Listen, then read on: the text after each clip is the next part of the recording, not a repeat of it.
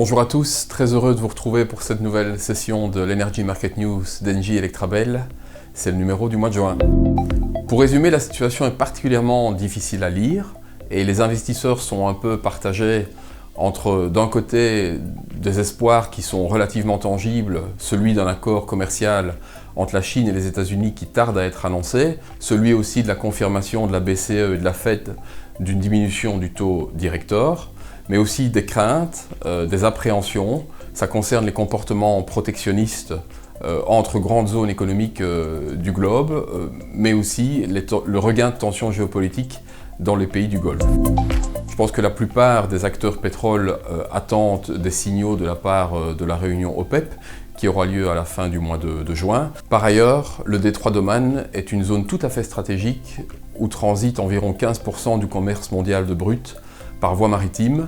Il y a eu plusieurs attaques ces derniers temps qui ont causé quelques remous sur la courbe des prix du pétrole, sans toutefois faire augmenter les prix de manière durable. On reste donc aux alentours de 63-64 $ par baril en attendant d'autres indications de la part de l'OPEP.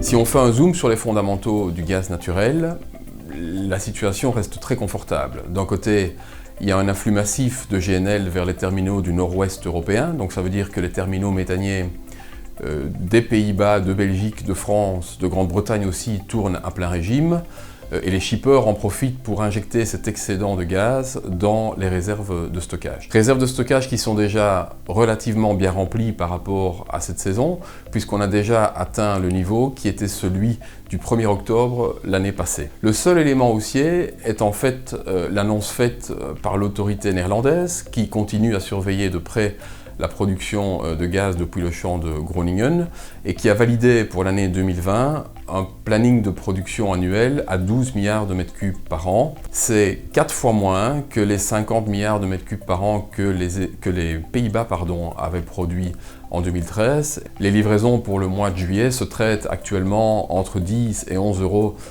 du mégawattheure, alors que s'agissant de livraisons pour l'année suivante, pour le CAL 20, vous voyez ici que les prix ont une tendance aussi baissière aux alentours de 18 euros du mégawattheure.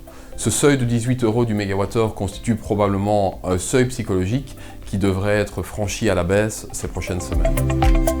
L'actualité sur les marchés de l'électricité, c'est avant tout l'autorisation reçue par Tihange 2 de pouvoir repartir en exploitation normale. La disponibilité des actifs de production est donc optimale, avec un seul des 6 groupes nucléaires en indisponibilité pour maintenance planifiée. Alors que vous le voyez, sur la courbe, on a l'impression que 50 euros du mégawattheure joue un peu le rôle de seuil psychologique en deçà duquel, je pense, la diminution des prix du gaz pourra amener le prix de l'électricité dans un futur proche. Les prix des quotas CO2 sont relativement stables, avec un prix par EUA qui vaut environ 25 euros et qui n'a plus subi de fortes modifications depuis la démission de Theresa May. Il faudra donc attendre de nouveaux éléments au sujet du Brexit pour voir le prochain mouvement s'amorcer sur la courbe des prix du CO2. Voilà, il me reste à vous remercier pour votre attention lors de cette édition de l'Energy Market News. Je vous fixe d'ores et déjà rendez-vous pour le mois prochain pour la nouvelle édition.